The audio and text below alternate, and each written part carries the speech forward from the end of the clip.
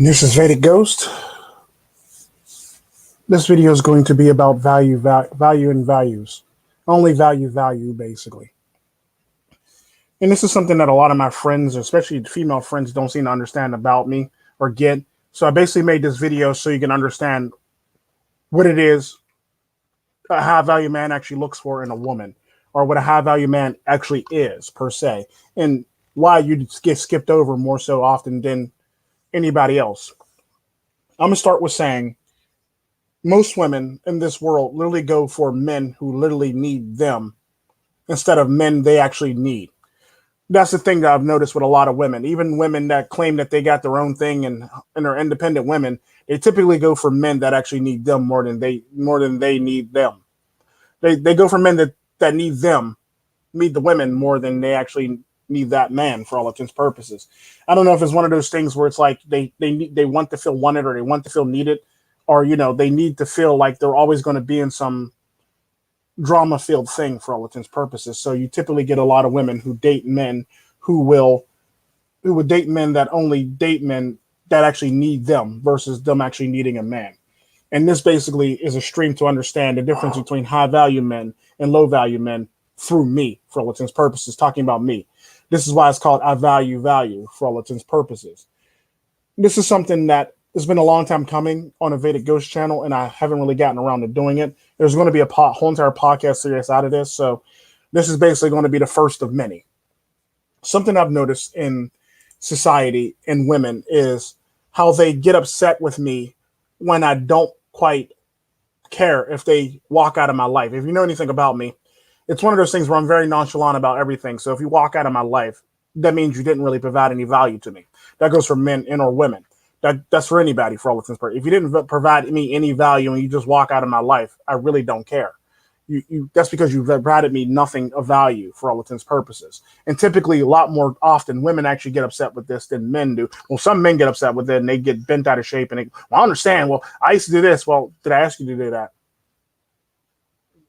Thank you then. But moving right along. And that's typically how I am when it comes to stuff like that, because people will sit up there and pretend like I'm supposed to care that, about something that they don't offer me, for all intents and purposes. Good example of that is what I mean by I value is when a person calls herself my friend, if I can pretty much let them go easily, that means they offered me no value. They had no value. They have zero to no value to add to me, basically. This is typically why I can be like, oh, well, I guess this is it. Bye. Okay. Or my normal response is okay. It's like, so you offer me no value for me to even remotely care about you leaving or walking out of my life. It's like you're not going to be missed, in other words. What's up, No Name? We're basically speaking about like high value men and what men look for in women, basically. Is what I'm actually speaking on right now. So a lot of times, a lot of women get upset that men don't seem to care about the fact that they're walking out of their lives. Like I spoke about a friend who literally got mad at me on the phone and told me never talk to her again and don't come back to here and this, that, and the other, and yada, yada, yada, and shenanigans. Because I am who I am, and the fact that she never really offered any value to me, I was okay with her actually leaving and walking out of my life, basically. Because there was no value. She offered zero to no value, for all intents and purposes. And when I talk about zero to no value, and when I talk about value, I'm not talking about sex. Because at this point in time, in this day and age, sex isn't really a value. You being a pretty woman isn't a value. You being pretty and white is not a value. You being white is not a value to me, basically. You're of no use to me just being pretty and white, or, just handing over sex. The sad part about that, what a lot of people fail to realize when it comes down to it, is this is basically the cornerstone of what high value men find attractive in women. And this is what high value men see and understand as high value to them. Just because you went to school and got an education, that don't mean you're high value to a high value man. Just because you own your own house and your own car doesn't mean you're a high value man you're high value to a high value man at the end of the day. It all comes down to time. Good example of that is me and my friend. I actually had to look at our whole entire friendship and stuff like that, and I basically had to evaluate what value does she actually bring to me? What value does she literally bring to me? And I'd literally go through it and say, well, she brings nothing. Okay, if I was a dater, what value does she bring to me? Nothing. And that's pretty much how it works. Because I look at it like this, and I'm gonna break it down to you. Even if I'm dating her, she still brings me no value, basically. And what I mean by that is, let's just say, a good example: we date, and we start, and like, oh, people will say, well, sex is value. Well, no, it's lazy ass sex, or sex that I probably won't get. You see what I'm saying? So typically, what ends up happening with that is it's either going to be something I'm not getting, or something that's going to be they're going to be very lazy about, or she's going to try to turn it into a chore and make boring, basically, or make it sound like she doesn't want it. It's typically how it works. So what ends up happening is that sex is of no value to me because the person on the other side is not enjoying it, or they make it seem like a chore. And if you make it seem like a chore, I'm not going to enjoy it, nor would I want it for all intents and purposes. If you're not enjoying it, or if you make it seem like it's something that, you don't really want to do, it's basically one of those things where it's like, well, that's of no value to me, so therefore, bye. And another thing that high value men look for in a relationship, well, if she doesn't offer any sex, or if the sex isn't value, what is it about the relationship that makes it so she's high value? Well, if you know anything about men, or men in general, or high value men, we don't look for women who are highly educated or strong and independent and stuff like that, because what we hear is basically a whole lot of hassle, a whole lot of annoyance. I don't even want to be bothered with it for all intents and purposes. Or we hear basically, oh, I won't have time for you. That's basically what we hear. That's basically the best way I could put it. We don't have time for you. Okay, cool. You don't have time for me. I'm gonna go look over here for somebody that does, basically. And that's typically how value men think and operate. Well, if you tell me that you're a strong, independent woman, or if you tell me you're an educated, strong woman, all I hear is you don't have time for me. Therefore, I'm out. I'm looking for somebody that does have time for me. And this is where it comes into play when it comes into another thing when it comes to women that you're in a relationship with. What does she have of value to you? Now, this is something that high value men look for in a woman.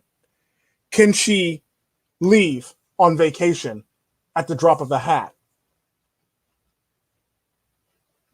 Like some women be like, well, yeah, I can request off on my job. That's not a drop of a hat. That means I got to wait for it to be approved, and Lord knows how long in advance you actually got to get it approved. Some jobs you got to get it months in advance or a month in advance. Some you got to give like 3-4 weeks in advance. So now I got to plan a trip around maybe you getting off that week, or maybe doing this, basically. And this is one of the problems that a lot of women run into with men. Like me, typically, when I look at my friend, I look at it like this. What does she offer me of value? If I was to go on vacation, can she come with me? No, because she works too much. Then she's of no value to me, basically.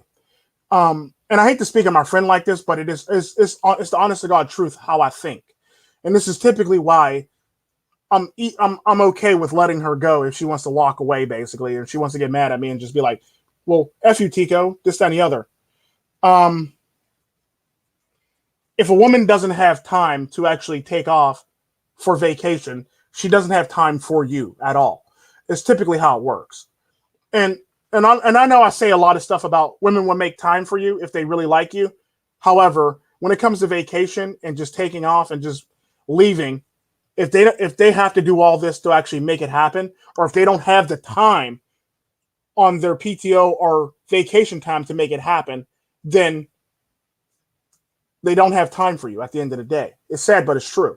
And a lot of men seem to don't understand this or get where I'm going with this. And it's like, and he just mentioned, No Name basically mentioned your mentor mentioned that basically. It's a waste of your time and other people's time. If she doesn't have time to do that, or she can't just pack a suitcase, then she's not worth your time because she's wasting your time and there's no time that you're actually spending together. And most people will say, well, what about this 2 ships passing in a night thing? You're literally strangers. You don't know each other. You're growing apart, whether you like it or not. Believe it or not, you're literally growing apart in a relationship. If you're like 2 ships passing in the night, every time one's going to work and the other one's coming home, you're literally growing apart as a couple at the end of the day. It doesn't make you stronger. It actually makes it may look like it's making your bond stronger, but it's actually making your bond weaker for the fact that you don't really communicate because one's on one opposite schedule and the other one's on the other opposite schedule, basically. So it's like, what you're basically doing is wasting both your times in that relationship and all your good years, basically. Because what you're doing basically is you're basically got to work around each other's schedule to spend time with each other at the end of the day. And that sucks. But if you got to do that, then that relationship is doomed to fail at the end of the day when it comes down to it. Um, and that's one of those things that people don't seem to get or understand when it comes to relationships. This is where high value men see.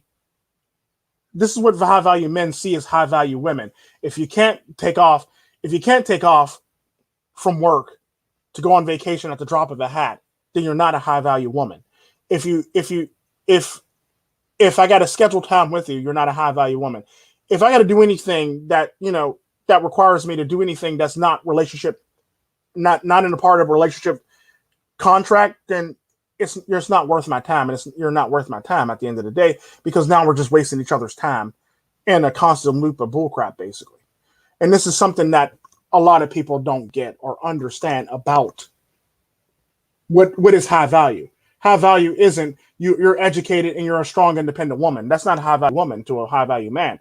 A high value woman is able to do things at the drop of a hat. Like if I was to say to Cartel Princess tomorrow, or if I was to say to a woman that I'm dating at any given time tomorrow, oh, we're going on vacation. She'd be like, okay.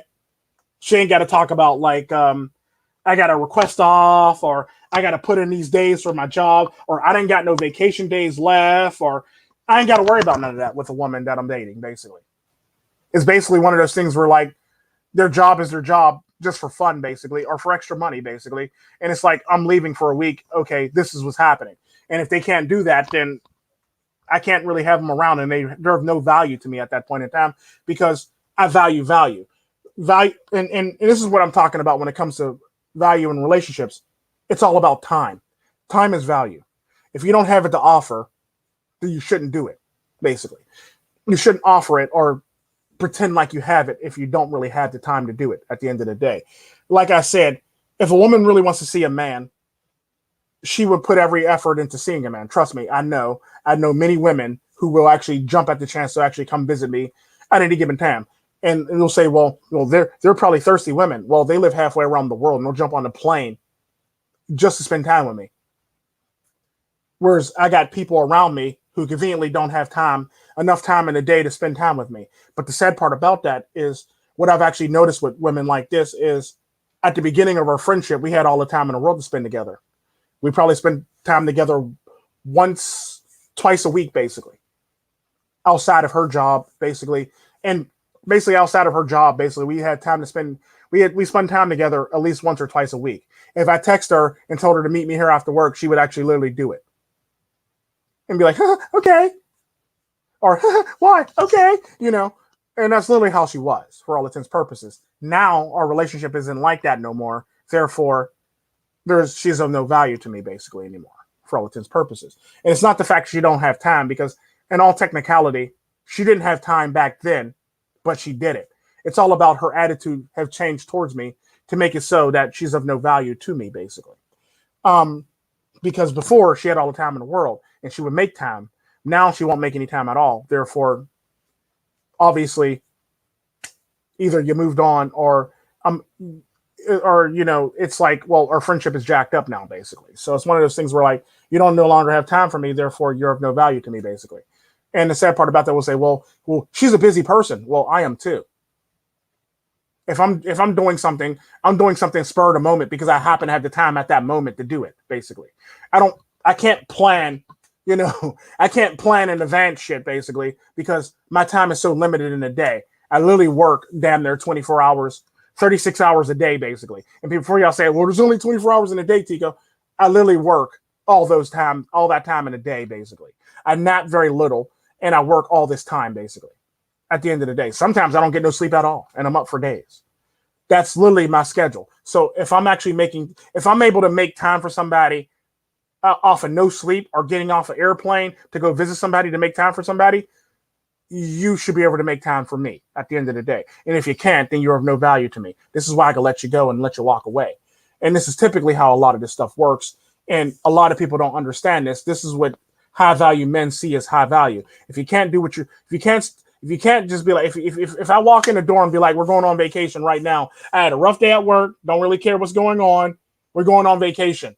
If you tell me that, well, I got to schedule off and I got to talk to my supervisor and I got to check and see if I got enough PTO time, you've already you've already pretty much messed up. You lost me at that point in time for all intents and purposes, because I don't speak that language, basically. I don't speak that language at all. Because like I was saying in another stream, I've always been a 1090 employee, basically. A 1090 or 1099 employee. So you're not speaking my language. I don't understand what you're talking about. Therefore, we don't have time for each other. And the neat thing about being a 1090 employee, you literally have to worry about yourself. And you're your own employee. And when money, you have to worry about the money that's not coming in and the money that's actually coming in and the money that may not be coming in if you're not working, basically. So you basically have to set up something, a bit of an insurance for yourself so you can take off for all intents and purposes if you're a 1090 employee. It's pretty much how it works. So what ends up happening is I really don't have the time to actually spend with anybody, nor do I really have the vacation time to spend with anybody. But the fact that I'm willing to sacrifice that and actually go on vacation with you lets you know that you're worth my time. But if you got to say, well, I got to check with my boss and I got to put in vacation time, or I don't even know if I have this vacation time available to me. If I hear that, then you're not of value to me, basically. You're of no value to me whatsoever.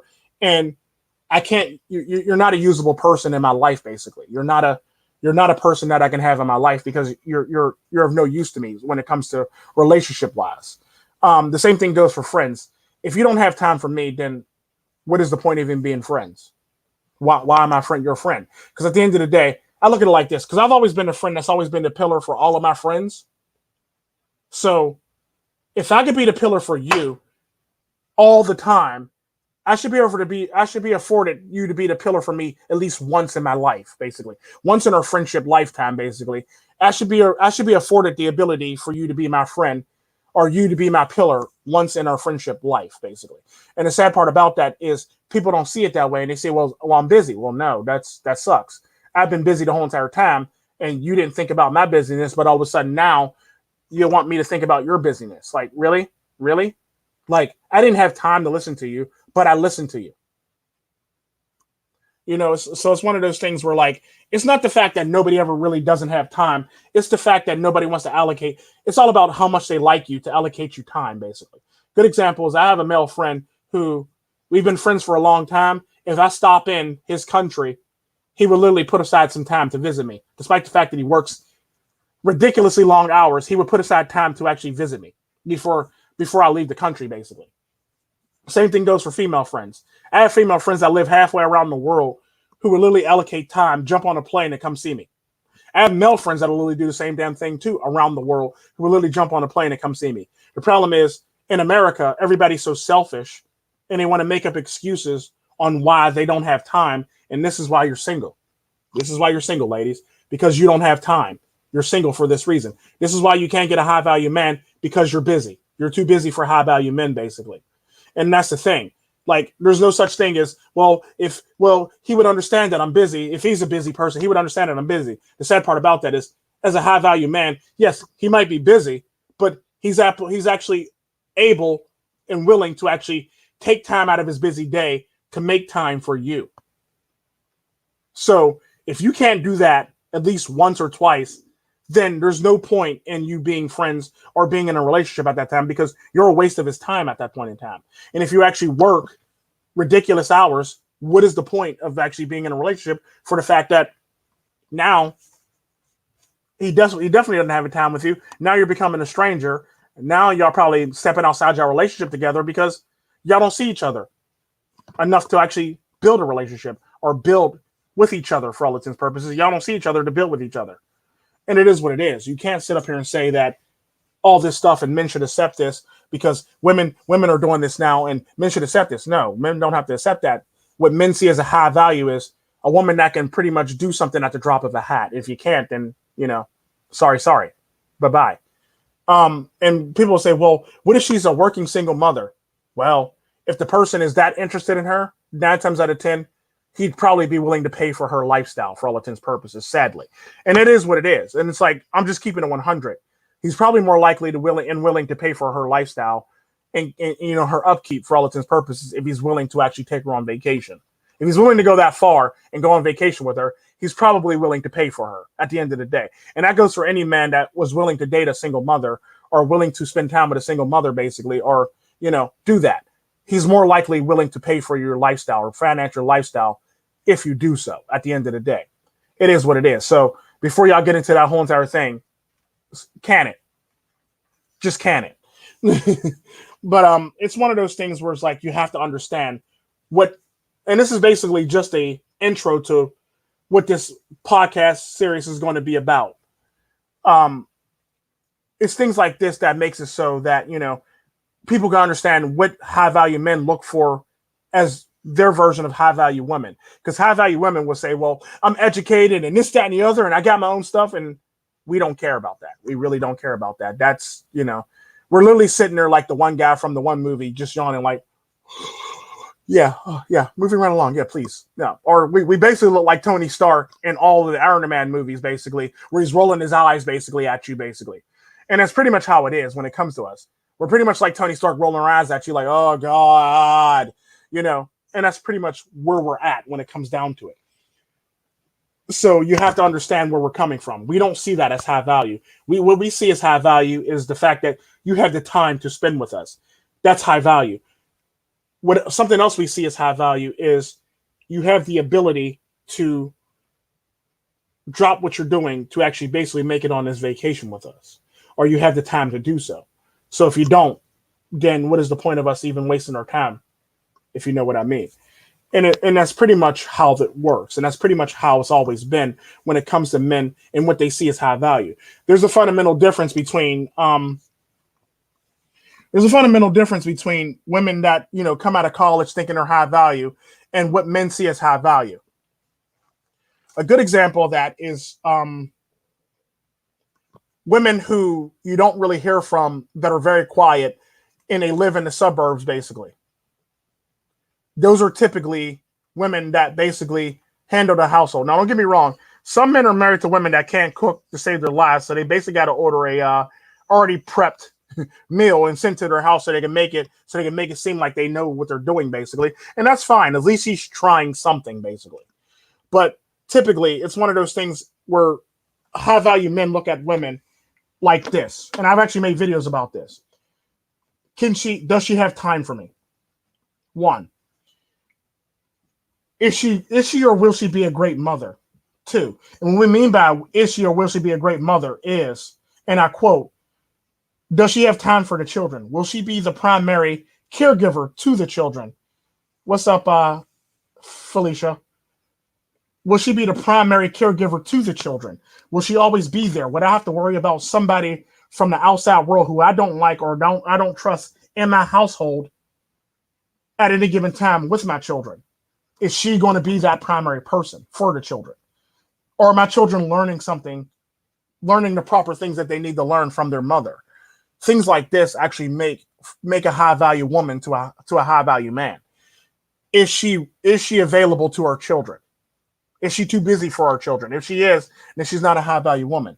If she's not available for her children and she's too busy for her children, then she's not a high value woman. Because having a nanny doesn't really make you a high value woman. That basically makes you basically lazy for all intents and purposes. It makes you a lazy woman because you don't want to do it yourself, or you need help for something that you basically asked for or wanted to take on. And if you ask for it and you need help for it, then you probably shouldn't ask for it at the end of the day. Typically, women that are high value basically know what they can actually take on in the back of their mind. So, if she's sitting up here talking about she wants 4 or 5 children and she can barely take care of 2, you probably shouldn't have 4 or 5 more children, basically. It's typically how it works because she's going to be at her wit's end with the children if she can barely keep up with 2 for all intents and purposes. So it's one of those things where like she has to know her limitations, and typically high value women know their limitations. This is typically why they stop at 2 or 3 or 1, 2, and 3, basically. Women who don't know their limitations typically keep on going and then be trying to ask for a nanny or, top out daycare and stuff like that. It's like, well, wait, you asked for this, but you're not equipped to deal with it. Like, explain this to me. Make this make sense to me. And this is something that a lot of women fail at doing, to understand what is high value to high value men. If you can't take on your duties properly, then how can I trust you to raise our children properly? How can I trust you to manage and run the household properly if you can't even take on your simple duties as being a mother, basically, if you know what I mean? Or if you have to pass it off to somebody else, how can I trust you to take on? How can I trust you to be able to manage the household? I might as well just manage the household myself at that point, if you know what I mean. If you're going to be delegating household household to somebody else, I might as well just be doing it my damn self at that point. And this is something that a lot of people got away from, being growing up, for all intents and purposes. Like, typically, most women basically worked out of the household. That basically was their castle. They basically ran it. They basically ran it like a tight ship, and nothing got past them, for all intents and purposes. They basically knew where a child was, what a child was doing, why a child was quiet, why a child was on punishment, where a child was, where a child is, if a child's sick, if a child's healthy. They basically knew all this stuff. Now, mothers don't even know anything about their children unless they text them. Like, you literally just seen the little punk 5 seconds ago. You can't tell me anything about your child, and you've seen him 5 seconds ago as he's running out the door. Like, and this is basically where we live at now, where we need cell phones to basically keep up on our children's health, basically. Like, you should know this as a mother, that your child is probably too unhealthy to be trying some craziness, basically, if you know what I mean. And it's one of those things where you have to understand where you're coming from, or understand what's going on in your household. If you don't understand and you don't have a grasp of your household, then you would never learn how to be a domestic goddess, for all intents and purposes. And you can't say you're high value if you don't have the time for your husband or your children, because your value is how much time you actually have for your husband and your children. That is your value to the family. If you don't have the time to do so, or if you don't have the time in general, then you can't say you're high value at the end of the day, if you know what I mean. That's typically how this works at the end of the day. And it's, for all intents and purposes, a way you should look at it. Like, I value value. And when I say I only value people with value, basically, that bring value to me. And if you have no value and all you have is a pretty face and sex, you provide no value to me at the end of the day. Because I could get a pretty face and sex anywhere. I can get pretty face. I got like, and the sad part about this, here's something that people don't know about me. I have extremely attractive friends for the fact that they're extremely attractive. So 9 times out of 10, my significant other would never look as attractive as my attractive friends, if you know what I mean. So yeah, there's not a woman alive that looks as attractive as my attractive friends at the end of the day. So when it comes to beautiful, I can pretty much hang with a bunch of people that are beautiful on a regular basis, basically. Another thing that I wanted to talk about on that is sex isn't something of value, because nowadays women are giving it up so easy. It's easy to get. So that's really no value if women are just giving it away right now in this day and age. Hell, like I said, I know women that'll pretty much do it for a shot and a small beer. So why would I pick you?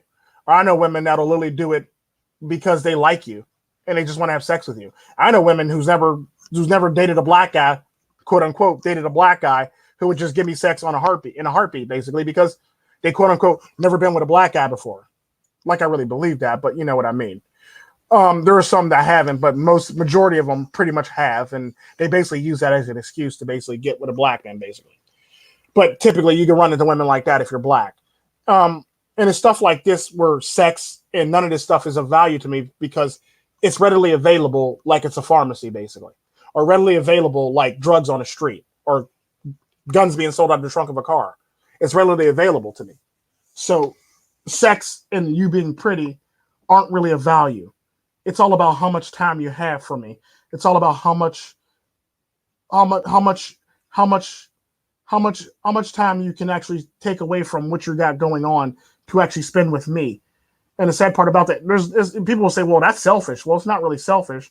Once you think about it, relationships require time and effort put into it. If you don't got the time and effort to put into it, 9 times out of 10 or 10 out of 10 times, you're probably getting divorced or you're going to be divorced at the end of the day. Or somebody's probably cheating in a relationship at the end of the day, because that's typically how it works. You're either about to get a divorce, you are divorced, or somebody's cheating. It's typically how it works. So if you don't have time for each other, then who do you have time for, obviously? If you can't make time for your significant other or somebody that's special in your life, then what is the point of actually being in a relationship at the end of the day? If you know what I mean. But I've taken up enough time. This is going to be a longer series, so you'll get more out of this much later at a later date and time. Y'all be blessed and have a good night. This is Vedic Ghost, and I'm out. And be blessed and always take care of yourselves and treat yourselves like milk. Do nothing but spoil yourselves. That goes for men, women, and children, Apache helicopters, people with 90 different genders. I don't really care. Just always better yourself and be a better person.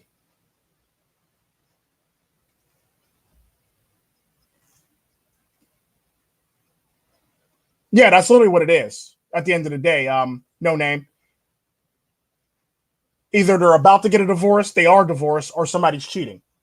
If you don't have time for your significant other, that's basically what's going on.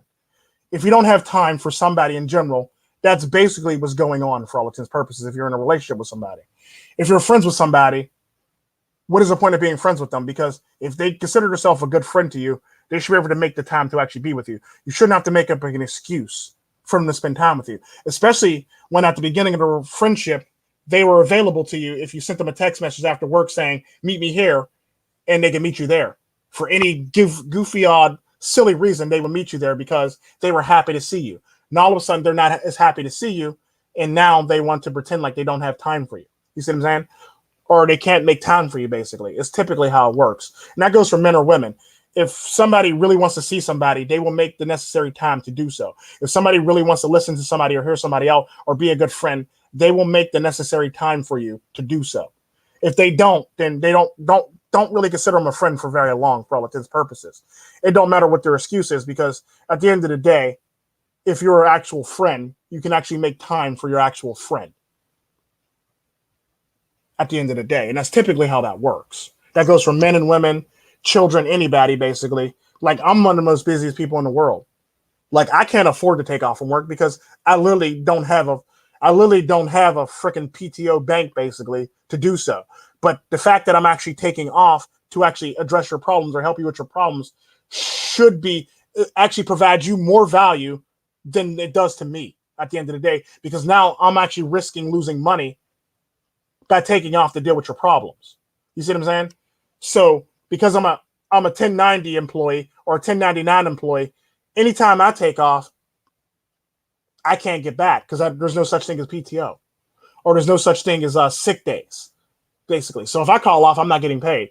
If I call off sick, I'm not getting paid. If I don't do work, I'm not getting paid at the end of the day, if you know what I mean. So my time is actually more valuable than a lot more people's time, for the fact that I don't have this protection setup of a 401k and a PTO or vacation or sick days, basically, at the end of the day.